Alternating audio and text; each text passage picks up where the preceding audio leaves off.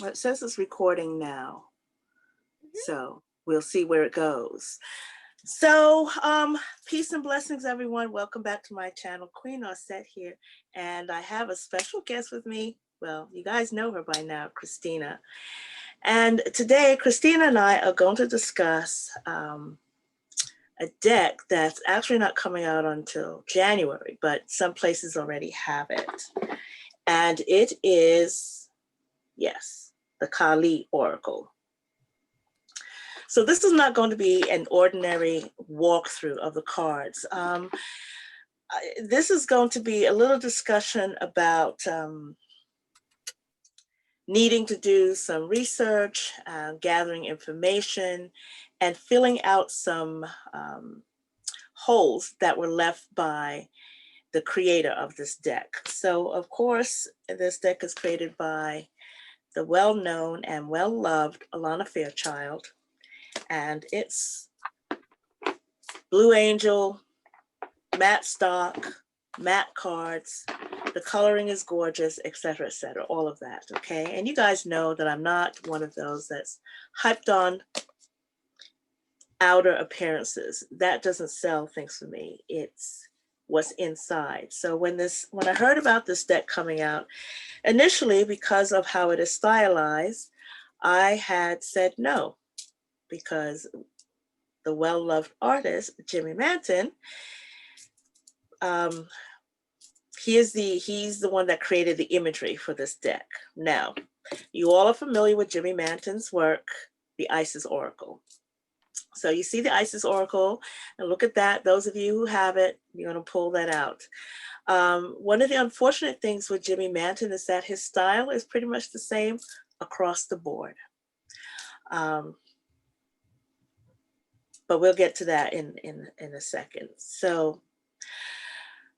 Um, so when I got the deck, initially I said, well, let me take a look at it in spite of the video vixen look, to see if there was something of substance, something that can be gleaned from Alana's writing. And I do want to give her credit because she is a great writer. I think when she is not rushed, pushed against the wall, pushed into a corner. Um, Unfortunately, I think, as a matter of fact, I know she missed the mark with this. Either there was a time constraint, that it definitely shows a lack of knowledge. It definitely shows a lack of research. There are no references in here. Um, she says in the book, if you want additional information about Kali, to go to her website. She doesn't cite anything. And you guys know how I feel about doing your research so that you can make a more informed decision. It's more than just putting down your $20, $30 for the deck. It's about the intellectual expenditure that you are going to be investing into your well-being and your spiritual growth. So, with that said, Christina, where do we begin? So you can see behind Christina, she has a depiction of Kali in her essence. Can you explain that to us, Christina? So this is an art. This is a giant book, actually. I had Oh, to prop it up. And the okay. art is by Romeo Shestra. Mhm. He is more of an Indo-Tibetan artist, so that's why this may have some stylistic like looks of the Nepali Tibetan art style. But I have this up because this is a depiction of Kali with that, I would say, kind of energetically represents her, like the core Okay. of who she is. Um, and it goes down to facial expressions, all of the symbology, the colors that are used for her, everything working together. And so I've put this up so that we can have kind of like a comparison between this and the representation of Kali in the Kali Oracle. Um, and even just by looking at, yeah, as Osset has right now, you can kind of see that there are some similarities with the red background and then Kali's depiction, but the energy that you get from looking at her with Jimmy's representation versus a representation here, the energy feels very different. The feelings that you get from her, that she elicits from you here versus here, are very different. And that is kind of why we want to talk a little bit about this today, just because things are being disassociated from their cultural roots, and we feel like there is a disconnect between that. And so we just want to see maybe what can be gleaned from that. Right. Okay. So let's see. I'll flip through a couple of the cards and then we'll stop. So, because we're not going to make this very long. You guys will get the gist of it when we do the comparison and give you additional references and such. So, typical cardstock. So, the guidebook is thick and chunky. People do not be moved or impressed by the size of this book. Unfortunately, the book is filled with a lot of repetitive stuff. Typical Alana style verbiage, mantras, invocation rituals. Unfortunately, a lot of what she has written does not go with the artistic depiction. There's a combination of what is it in the Anahata? How do we want to express that, Christine? There's a card called Anahata Kali. Mm-hmm. Let's see, which it is card number 33, where in the research that I tried to do in order to, because when I get decks, I like to do as much research as I can because I like to get more information. And this was one of the cards where I could not find anything about this together, like Anahata Kali. For people who have tried to do research on chakras, you'll recognize Anahata as, the heart chakra, and Kali. But I couldn't really find them together. So it feels like this is one of the cards where Alana took different pieces of things that she was familiar with or things that she really liked and kind of put them together in her own way. And so it's Okay. All right. It's up to the viewer, the buyer. Right, the buyer. Okay. So another thing that we had, Christina and I talked about before doing this, is the inscription on the back. Mm-hmm. Now, this is in Sanskrit? That no. I wouldn't be able to say it's it's not. I tell you which one. Exactly. Right. Now, how many of my viewers know what this means? And I know we're not live, but many of us know about sigils. For us, they're like veves. Veves serve as portals, openings for energies to come through. We do sigils to have energetic points, right? Manifestation points. So when you're looking at a deck that has a symbol on it that you're unfamiliar with, and it's sitting between two skulls, there is an idea that perhaps there may even be an explanation as to what it is in the guidebook. And it is not. So this is Kali's. They refer to them as bijas, which are seed mantras. They're like very short syllables that are meant to represent they're the energetic manifestation of a specific deity or a specific energy.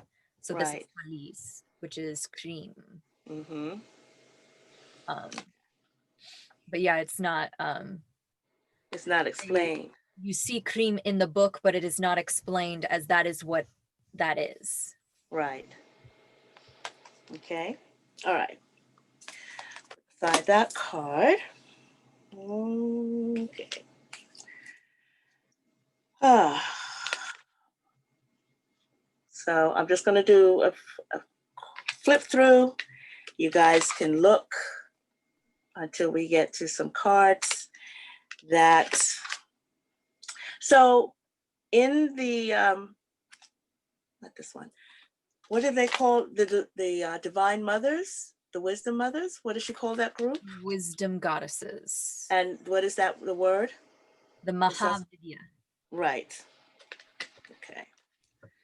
And there are 10 cards that represent each of those. We're going to get to those in a minute. The purpose of having, so these. Mm-hmm. One of the other things that was done that I feel off-putting in regards to this deck is the introduction, or I'm not going to say introduction in the sense that you're going to learn something new, but the insertion of tantric energy. And, you know, in the Western world, that's associated with your sexuality and such. And Alana does explain that, you know, Kali is not a goddess of sexuality, but she uses it in the sense that in this aspect, Kali would be the energy of things that you wouldn't say in polite company. Mm-hmm. You know what I mean? Okay. Christina, explain what Tantra, can you explain Tantra? I can How do it should be? something very basic because it is a very big topic within the religion itself. So Tantra is it's a practice, it's a tradition or a set of rituals, but it is just a portion of the type of rituals or practices that can be done within this religion, within this tradition. And there is a small portion that is sexual in nature, but I think that is what has been exploded and emphasized in Western culture. And as you said, Alana did try to separate that, but I think there is such a it is embedded so deeply already in Western culture as meaning this Right.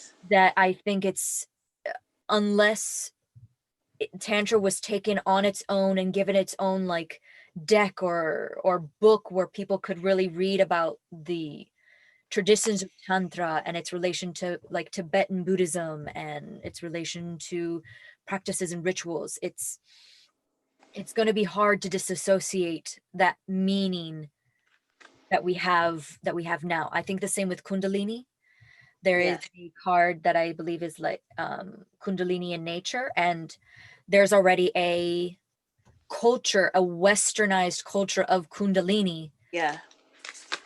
So it is, mhm. So Right. it's very hard to try to give it its due when people already have an association with it Station. in Western. Exactly. Right. Okay. So we're gonna get to. I showed one of my favorite cards in the deck. We're gonna get to another one.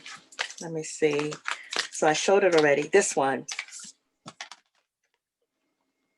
How do we feel about this one? I love it. Right. I feel that this is one of the so as we said before, Jimmy has a very he has his style of art. And that includes the body type of the characters that he draws. And that also refers to the facial expressions. Uh-huh. And Kali has like vivid facial expressions. I mean, you can tell from here and some of the art that you maybe have seen of her. And I feel like this is one of the few cards that really had That show. captures that. Mm-hmm. Right. And so that's I really like that one. Yes. Yes. Okay. Because, oh gosh. Yeah. All right. Here we have Kali Yantra. Mm-hmm. This one, Yugashaki. Mm-hmm. See, I feel when I look at this, I don't feel the energy of Kali. I feel that this was a pose. Is it just me, or am I being too much? Am I asking for too much? No, I think it's so, and I personally am not an artist. I don't have that talent. But I think any artist can say that it is very hard to convey something in their art, whatever their Right. medium, if they have not felt that themselves. Right. Almost like rather than a first-hand account, it's like a third or second-hand account. Uh-huh. Uh-huh. So the feeling or the emotion that you get from that is disassociated from that original feeling. And I think that's where some of these depictions fall under. Mm.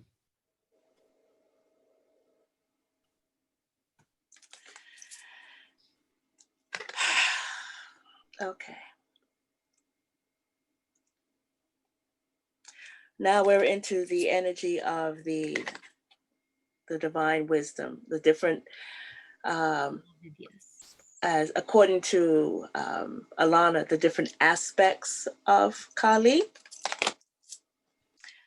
Um, did we get to this one? No. Mm-mm. Okay. This one. Mm-hmm.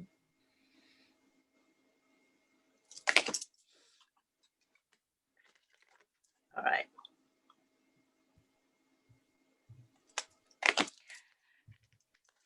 This one. Mm-hmm. Let's talk about this one. Okay. All right. Now, for those of you who are familiar with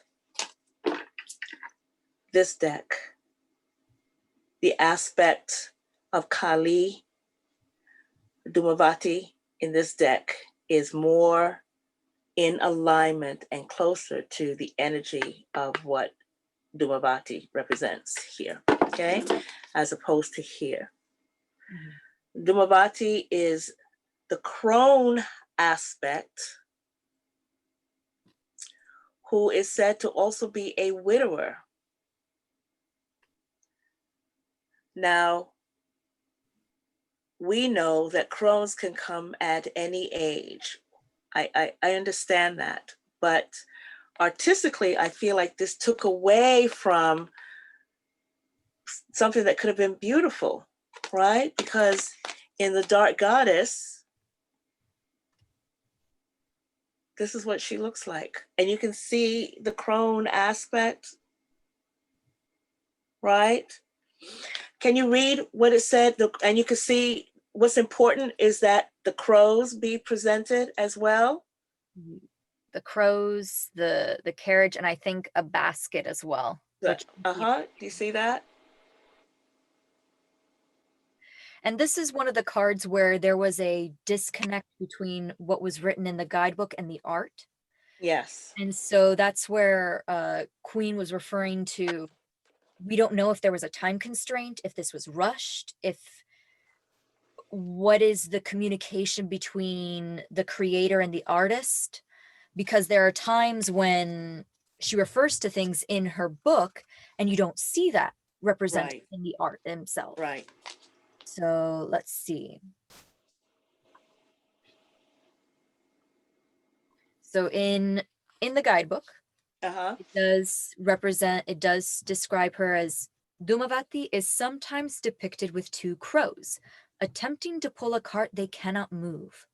At other times, her cart is without means of movement at all. So she does try to associate the symbology related to her, but then But it's not shown not here. shown here. Right. So it's, you know, are the publishing I don't know if you would say, is the publishing company trying to push for things to come out too fast? Are they selecting people who can best or more authentically represent these, or is there not as much research going into this as it could be? And that's where we're trying to get a little bit more understanding. This is from a different deck that I have. Uh-huh. But you can see the Dark Goddess Tarot, and this, while stylistically very different, they Different. still have some of the core elements. Right, exactly. You know, giving you, so for those of us, and I say this collectively, who read intuitively, if you were to just look at this, if you didn't know who Dhumavati was intuitively, you don't see the crows, you don't see the carriage, you don't see the basket, you don't see the things that are necessary for you to get the information that you need. You look at a carriage here, there's nothing to pull the carriage. You see the crows above.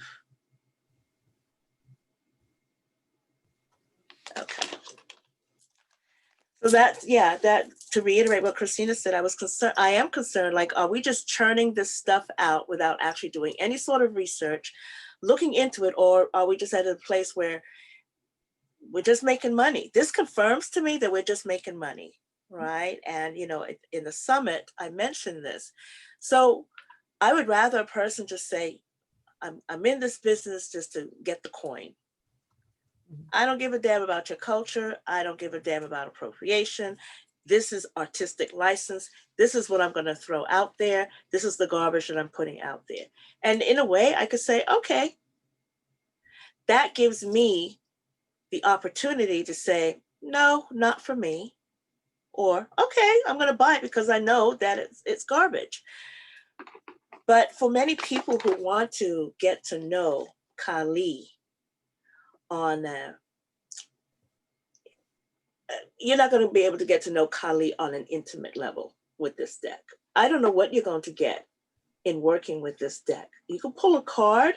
We might even do an exercise that she has it here and see if maybe there's something there. Maybe there's something that I'm missing, because there's just something about this deck that just doesn't sit well with me. I feel that it's a dishonor.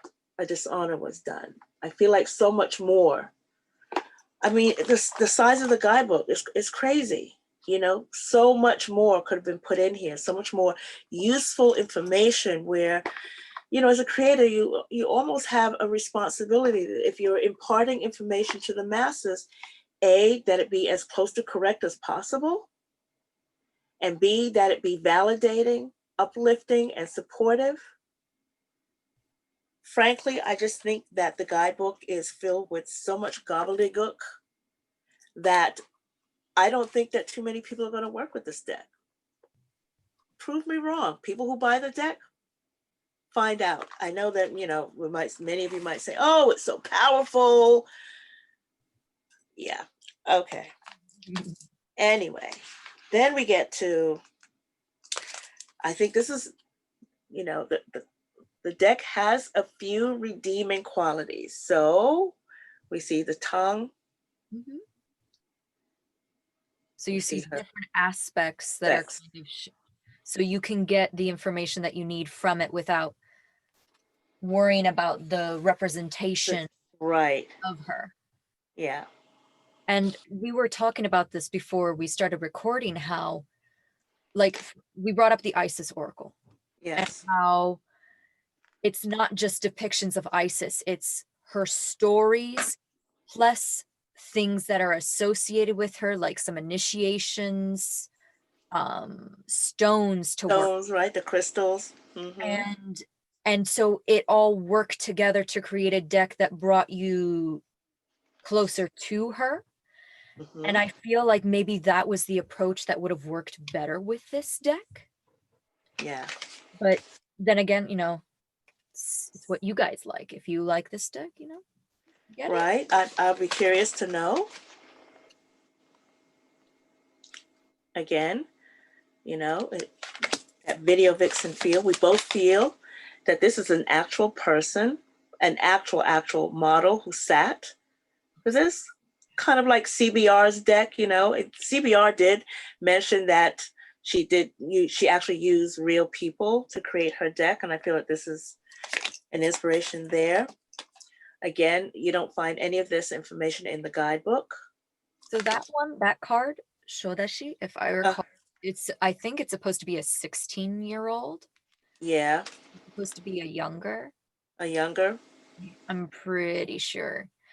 But it's Jimmy's style, so Right. it's his style of the body, the age. Age. Right, exactly. Another So like what a topic that has been sort of more popular now is integration or representation. Patient. Mhm. And age groups are often Put by forgotten. the wayside. Right, forgotten. Yeah, yeah. And depictions of Kali can range from, I mean, there's a card in the deck that is supposed to be a version of her as a child. And then you have the 16-year-old version of her, and then like Dumavati, where it's more of a crone version of her. Right. And it's hard to see that represented. Right. I would like to have seen the progression from the child to the, the adolescent. We get the mother energy already, and then the crone. I would like to have seen the distinct depiction as opposed to them all looking like hypersexualized video vixens. Aside from, I mean, no, even it's only because she's fully covered. Mm-hmm. That's supposed to be a child, though. You know, that's supposed to be a 16-year-old. Mm-hmm.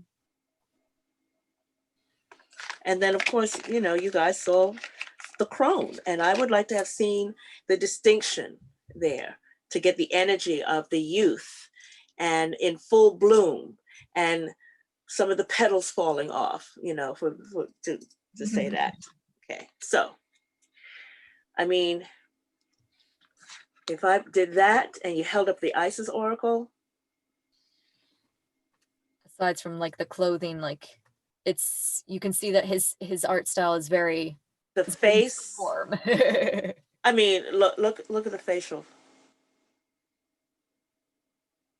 right?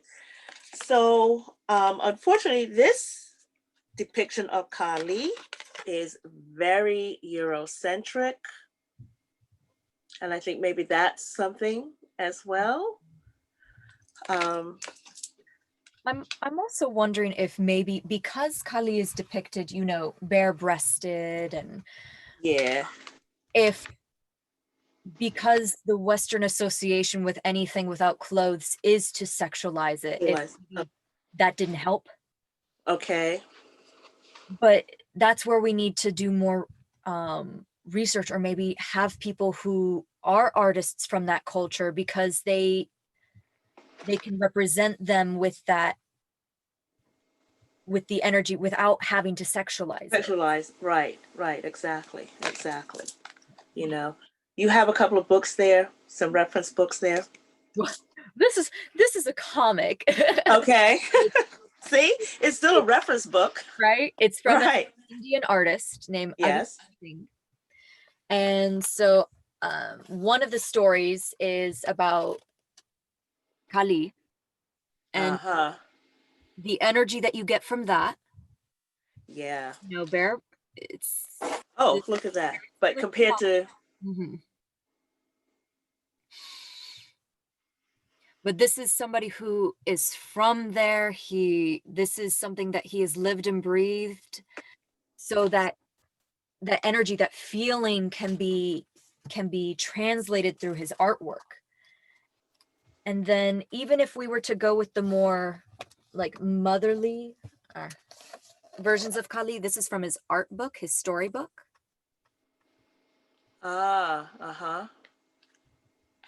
Like I don't get anything sexual from this. Right. I see somebody who's very regal, who is she's top mama. She is in control. And so and maybe this goes to the publishers, maybe this goes to the creators and the artists who are accepting the work because that's their jobs. They need Right. but it would be nice to see if we are going to do a deck or if we are going to study somebody or something, some aspect of a tradition, if we can Mm-hmm. get artists, if we can get people who live that, who breathe, Right. so that they can convey the stories and the aspects that are more authentic.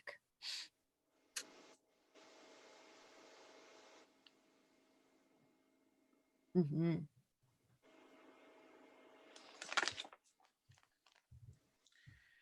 Okay. Now, of course, you know you have. Let's talk about. Let's chat a little bit about this guy Mm-hmm. or this guy. Oh, these guys. Mm-hmm. Right. Okay. What did we discover in the guidebook? So this goes back to where I try to do as much research as I can about these cards.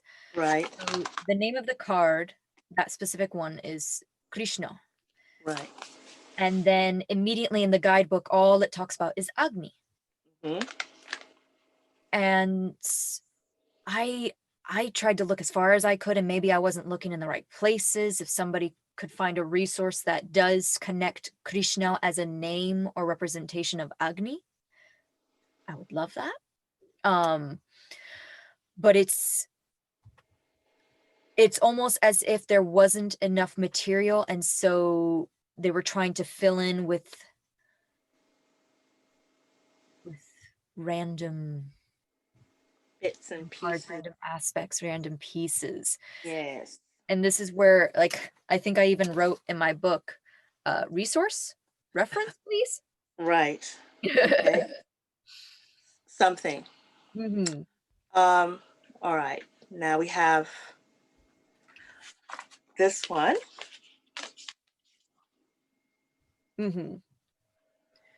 So this is meant to be like it's a definition of something, and people refer to it as your worth, but it can be something as material as your property. See, right. Um, and I feel like this is where they tried to take an aspect and they personified it. Mm-hmm. I don't, I personally don't see how this card, this gentleman, represents what Alana wrote in her guidebook. Um, and so it's maybe that was their way of trying to add some masculinity into the deck, like some masculine figures, but it's a little strange. Like if they were to feel the need to add masculine energy, then Kali and her consort, they could have added Shiva. Uh-huh. Like Right. they have stories together, different aspects together. That's together. Exactly. I was trying to figure out like who, why. I don't think that is a who. I think it's just a, a card with a male figure in it. It's just a why. Mm-hmm. Like this would be a card like the one with the tongue and the sword, where it's meant to be just different symbols to represent something. Okay. Like maybe that would have made that card easier to understand. Or as you said, if you're intuitively reading it, you could see that picture and say, I know what it is. But if I'm just looking But you wouldn't know. at it, If no. you don't know, you don't who knows who Atta Akali is? Mm-hmm. What do you know? Would It, you would you intuitively know anything about this being the masculine? mm-hmm. And Artha isn't even a person, it's a concept. That's right. So it's So Yeah. you wouldn't even know that, right? You wouldn't even know that's a concept. And she doesn't explain that. See, that's the problem here, right? For many people who are going to pick up this book, well, she says here, Artha, however, is not only about purpose, it's also about the capacity to accomplish our tasks. Okay.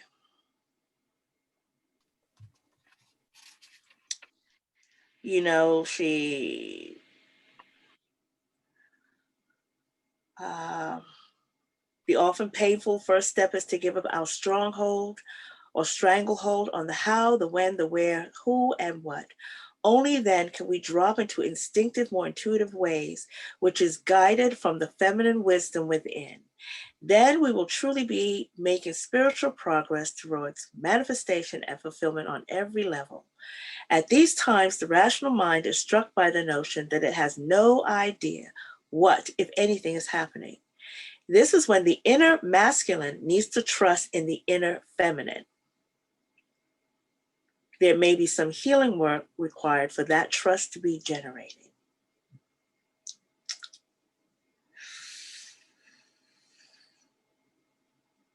And that's where like concepts are being, mishmashed. Like it's But the idea of the sacred feminine and the sacred masculine is a right,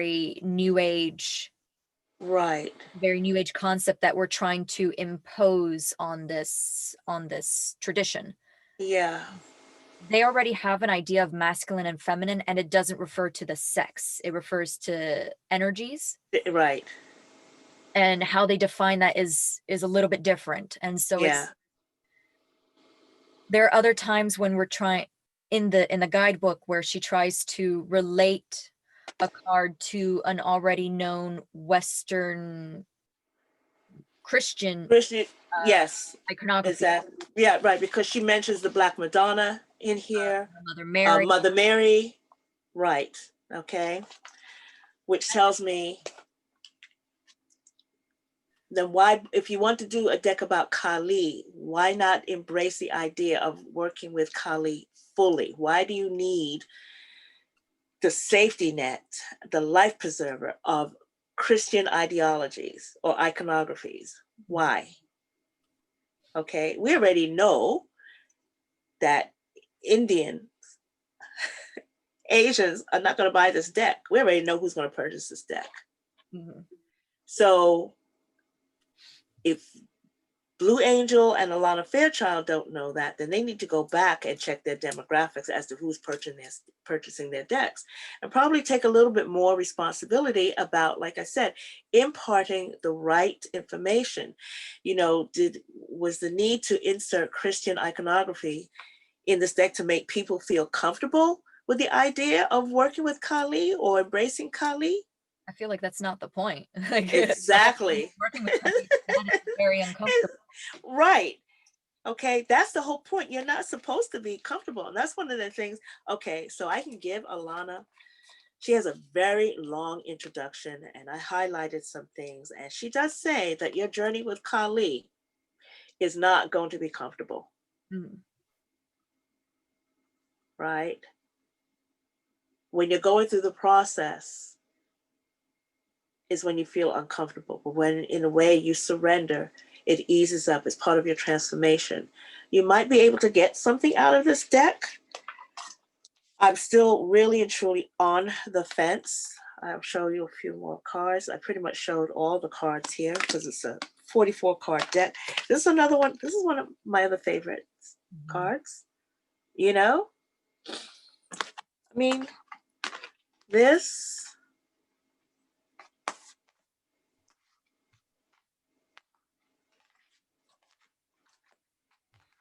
The cards that are not in his usual style are the favorites. I mean, these two look like repeats right here.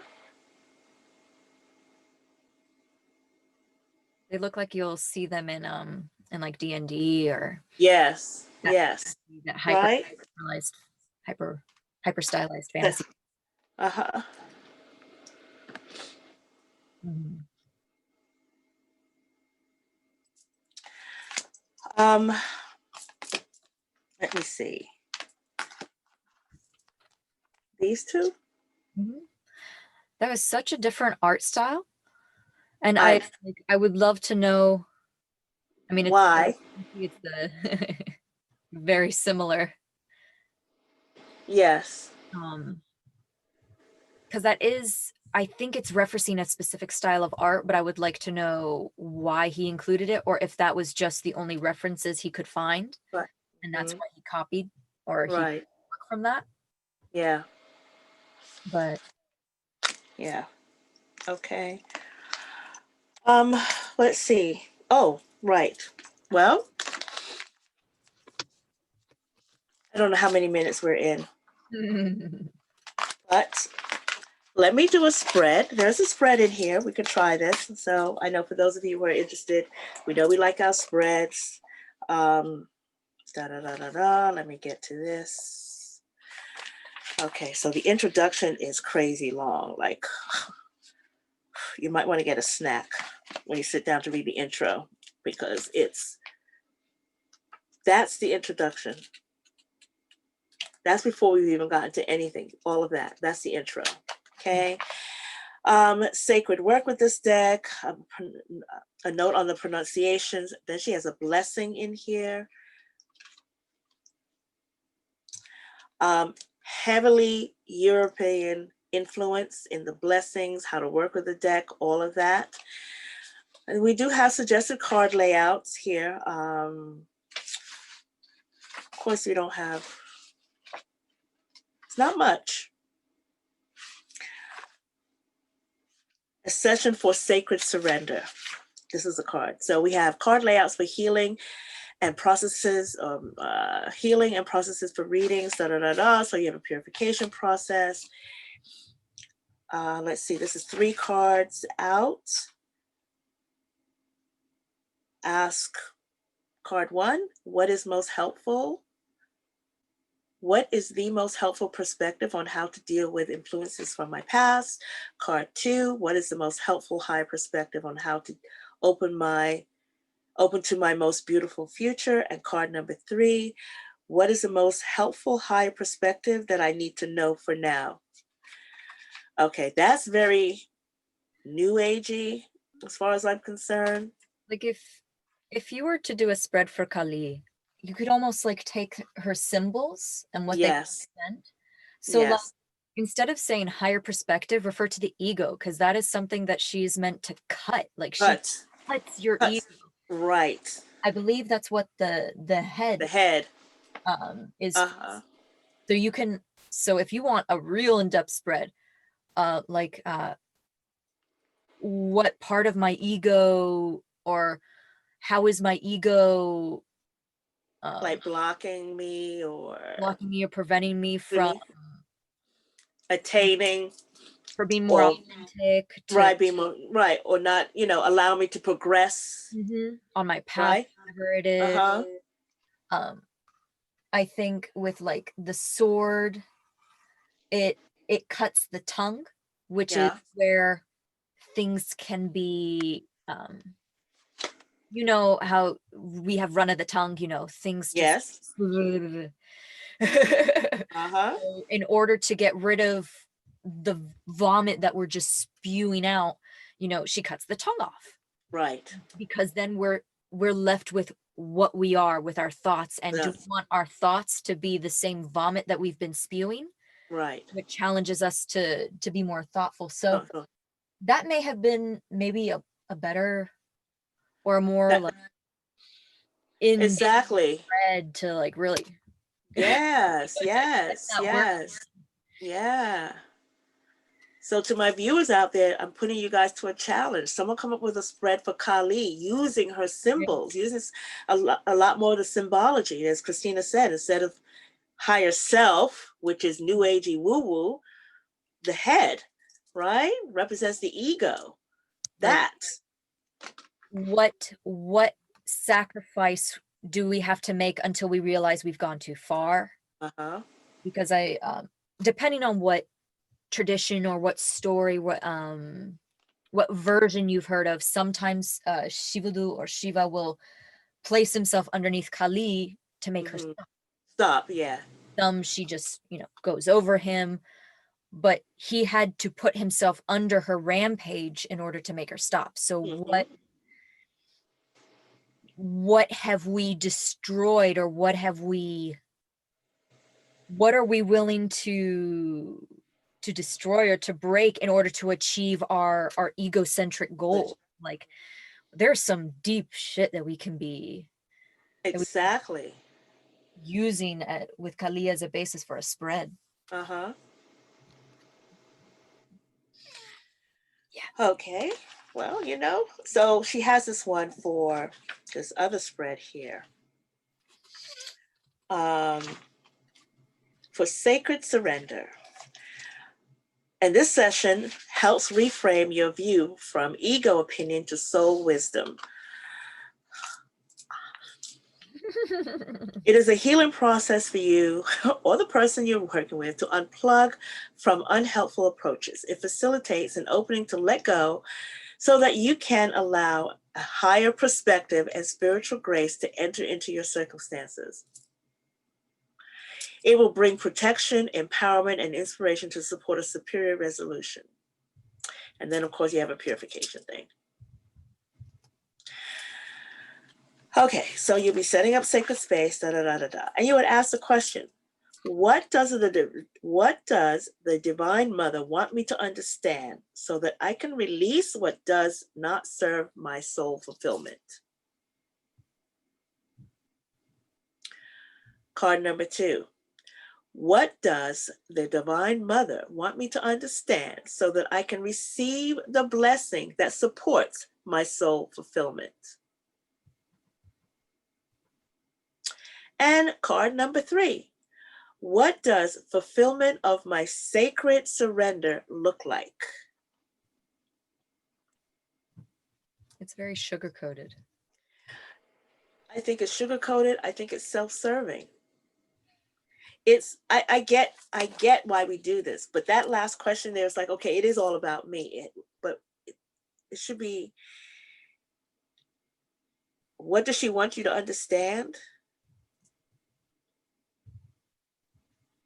The question should be more like, what can I do to deepen my understanding of my connection with a Divine Mother or this Divine Mother? Mm-hmm. Or it could be,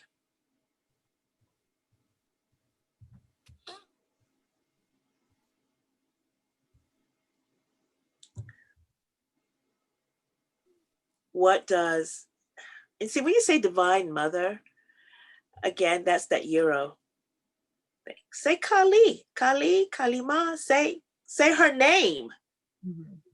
right? Isn't that the energy we're working with? When I hear Divine Mother, I'm thinking Mother Mary. I have Mother Mary Oracle, that's what I'm thinking. I'm thinking that. When I'm working with Oya, I don't call Oya Divine Mother, Yamaja Divine Mother, right? I think to me that's a very Euro Christianized umbrella. Mm-hmm. You're working with the Kali Oracle. Mm-hmm. Maybe that's what needs to be surrendered.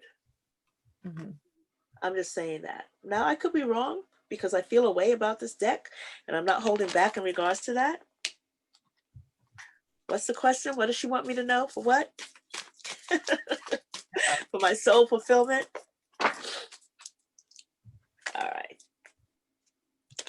Let's see. But you've worked with this. Okay, so briefly, your experience in working with the deck.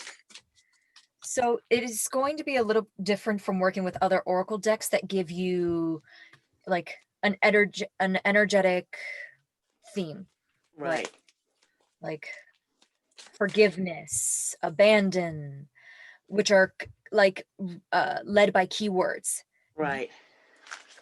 And this is the reason why we have like a tough love with this deck, is because this is referring to archetypes. Mm-hmm. But then when the archetypes are not as fleshed out or as understood as they could be, that's what can make it a little bit difficult to get a reading from it. Yeah. Like I have used this deck more as, what archetype do I need to to channel more and able to accomplish this or to do this, or what Okay. what do I need to get rid of? Okay. Because these are more archetype types. Okay. So because the full moon is coming up, full moon in Gemini. You are a Gemini. This is your moon. Yeah. Oh, oh boy. Part puppy dog, part monster. My dual personalities help me to adapt to any alien situation. Really? Uh-huh. Do you know that I just recently watched that movie for the first time, Oh, wow. Lilo and Stitch? Mhm. Yeah. And I actually enjoyed it. Mhm. I fell in love with Stitch. They have some winners. They're the not popularized or mainstream ones, but they have some winners in the. So I'm just going to pull a card, let's say, for the collective. And I'm going to pull the card and hold it up, and then I'll have you read, Christina. Okay, so what questions should we ask? What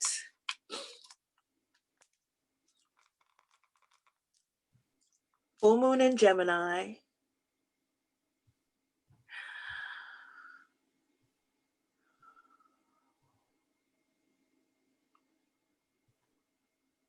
You don't have a question? Why am I drawing a blank?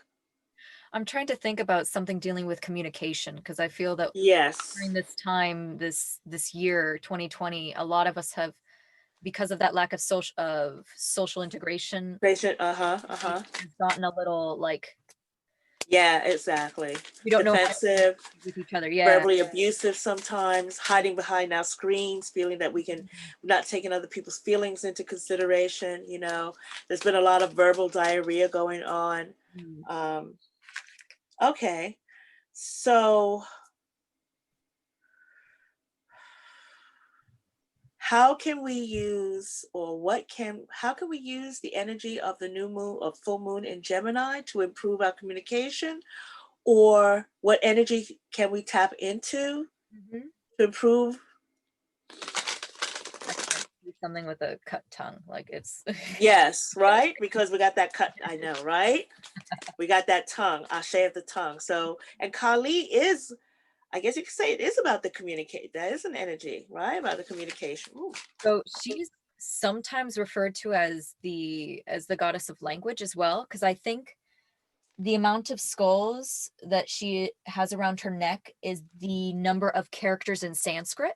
Uh-huh. But she's also associated with language and your ability to communicate authentically. Right. Language. Okay, see? So what can we do to improve um, our ability to communicate more authentically at this full moon in Gemini, starting at this full moon in Gemini, right? Or as we lead up to the full moon. Okay. Okay.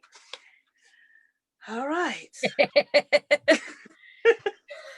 Okay, so that's Whoop, okay. uh, There we go. We just um, talked about it. so the sword as a symbol of itself, I think people kind of just automatically associate it with wisdom, but they're missing that step, which is it cuts out Yeah. the parts that prevent you from speaking or communicating authentically. Communicating. Yes. So it's saying you need to cut off those pieces that are allowing your ego to take control of your Oh. communication, Mm-hmm. or how we allow our ego to dictate what affects us, what offends us. Right.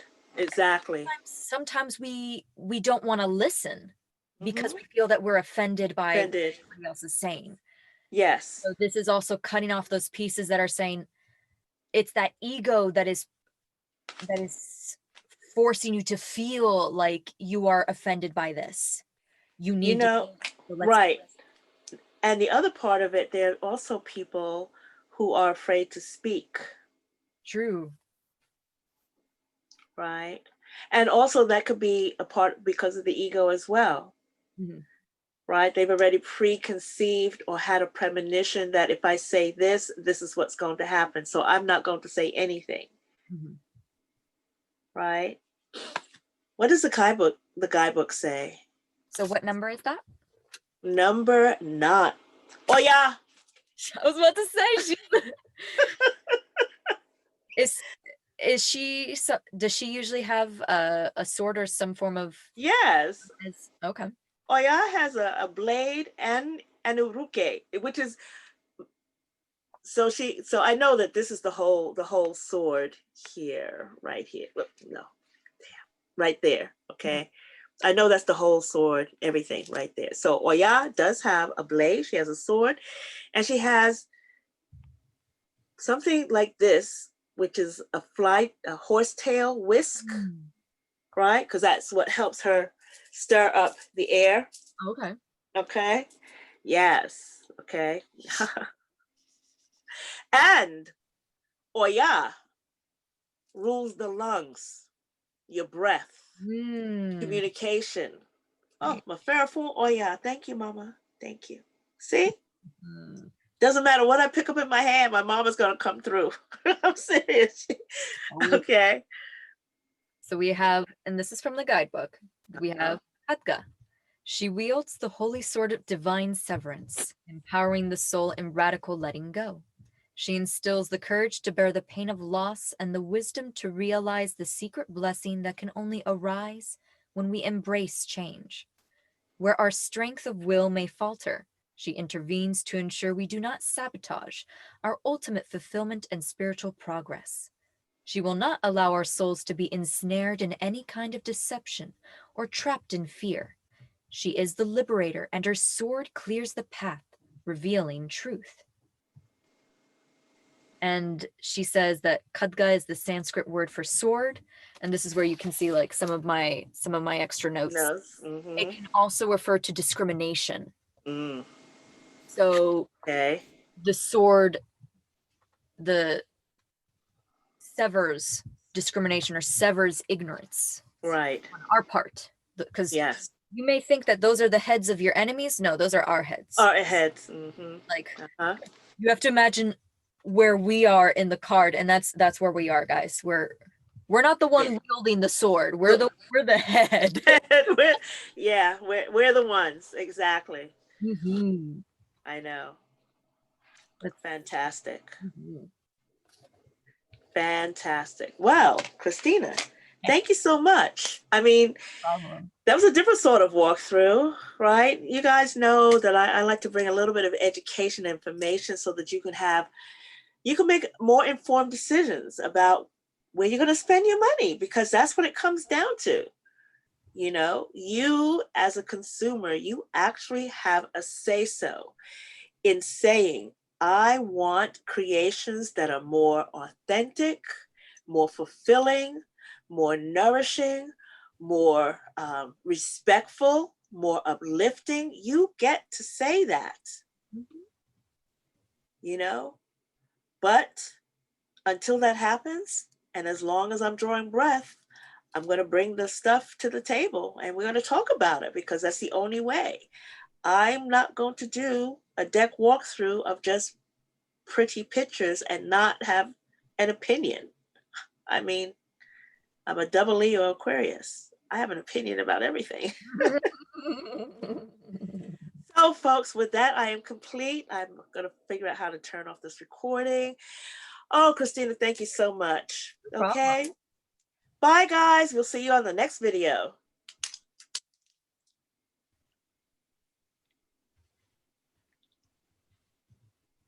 Wave until it's